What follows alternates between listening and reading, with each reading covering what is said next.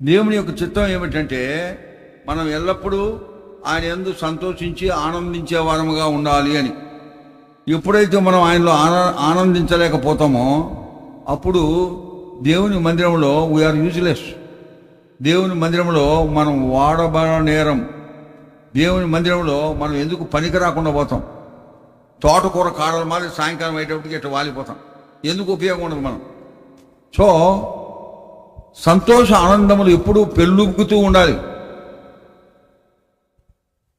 దావీదు 123వ దావీదు కీర్తన రాస్తూ 5వ వచనంలో 23:5 అన్నాడు, నా గిన్నె నిండి పొర్లుచున్నది అంటాడు. నా గిన్నె నిండి పొర్లుచున్నది అంటే నేను దేవుని యొక్క ఆనందంతో నిండి ఉన్నాను, దేవుని యొక్క వరములతో నిండి ఉన్నాను.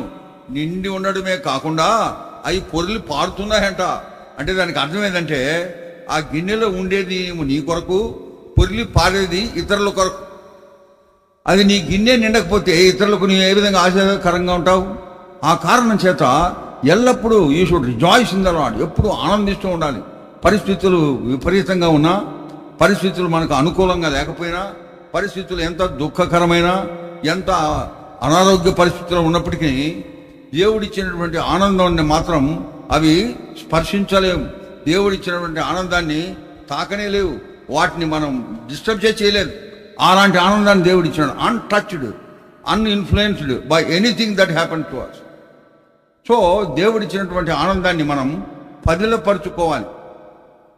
ఆనందం లేకపోతే మనం ఎందుకు ఉపయోగపడం. ఆనందం ఉంటేనే మనం ఆరాధించగలం. ఆనందం ఉంటేనే నిజముగా మనం ప్రార్థన చేయగలం. ఆనందం ఉంటేనే నిజముగా సంతోష ఆనందములతో ఆయన మహిమార్థమై స్తుతి గీతములను గానము చేయగలం, పాడగలం. ఆనందం లేకపోతే ముసిచ్చినట్టు తలవంచుకొని ఉంటాం, పాండ్యపాడం, పెదాలే కలగం. యూనో లిప్ సింగింగ్ అని ఒకటి ఉంది, అది సినిమాలో లిప్ సింగింగ్. వాడు ఎవడో గంటసాల పాడుతుంటే ఎక్కడే నాగేశ్వరరావు ఇట్ట అంటుంటాడు. ఆయన పాడడంలే, ఆయన వెనకాల పాడుతున్నాడు. అట్లా many believers they do only lip singing. పెదాలు కదులుతుంటాయి కానీ వాయిసే రాదు. కొంతమంది ఇక్కడ నిలబడి పాడేవాళ్ళని కూడా నేను పెదాలను చూస్తూ ఉంటా. అరే అట్టేట ఇట్లా తెరవాలి నోరు. పూర్ణ హృదయంతో మాట్లాడే నోరు బాగా తెరవబడతాడు. సో ఆ విధంగా సంతోష ఆనందంతో పాడలేం. అందువల్ల దేవుడు మనకిచ్చినటువంటి ఆ మహిమాయుక్తమైనటువంటి ఆనందాన్ని కోల్పోకూడదు. వాటిని మనము పదిలపరుచుకోవాలి. అందుకే మందిరం ఉండేది. మందిరానికి మనం వచ్చుట ద్వారా, ప్రార్థన చేయటం ద్వారా, వాక్య మననం చేయటం ద్వారా, దానివల్ల మనము ఆ వాక్యాన్ని అనుభవించి వ్యావహారిక రూపంలో ఉంచడం ద్వారా ఆనందాన్ని మనం పదిలపరిచిన వారం అవుతాం. దేవుని వాక్యాన్ని విని లోబడి భక్తులతో సహవసించి ప్రభు బలలో యోగ్యరీతిగా పాలుపంపులు పొంది ప్రార్థన జీవితంలో ఉంటే అప్పుడు మనం ఆ సంతోషాన్ని గట్టిగా పట్టుకోగలం. అపోస్తుల కార్యములు 2వ అధ్యాయం 42వ వచనంలో ఆ సూత్రం ఉంది. ఏంది? వారు అపోస్తుల బోధ ఎందును, సహవాసమందును, రొట్టె విరుచుట ఎందును, ప్రార్థన ఎందును ఎడతెగక ఉండిరి. ఎడతెగక అనేది వెరీ ఇంపార్టెంట్. ఎప్పుడు తప్పిపోకుండా, అప్పుడప్పుడు కాదు, ఎడతెగక ఉండారంట.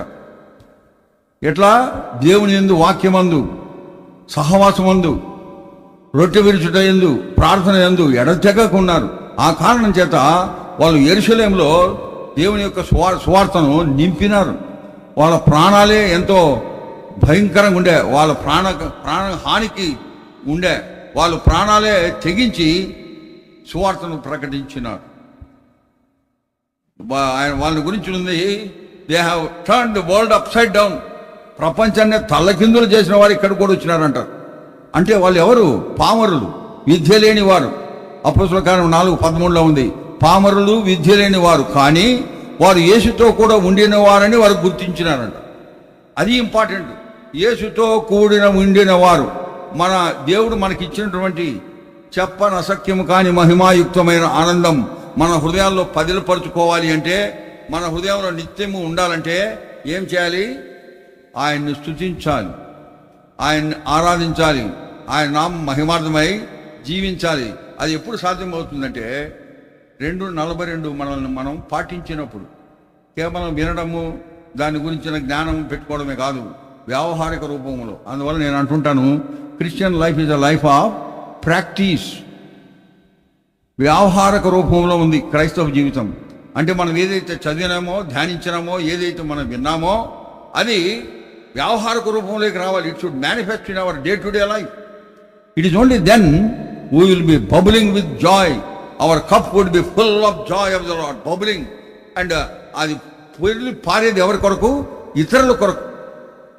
మనం ఆనందంగా ఉన్నప్పుడే వేరే వాళ్ళని కనపడి ప్రైజ్ లార్డ్ బ్రదర్ అని ఎంతో ఉత్సాహంగా అంటాం. లేకపోతే ప్రైజ్ లార్డ్ బ్రదర్ అంటే ప్రైజ్ లార్డ్ బ్రదర్ ఏదో సంవత్సరం సంపదంతా వాడుకున్నదంతా కోల్పోయినట్టు ఉంటారు కొంతమంది బిలీవర్స్.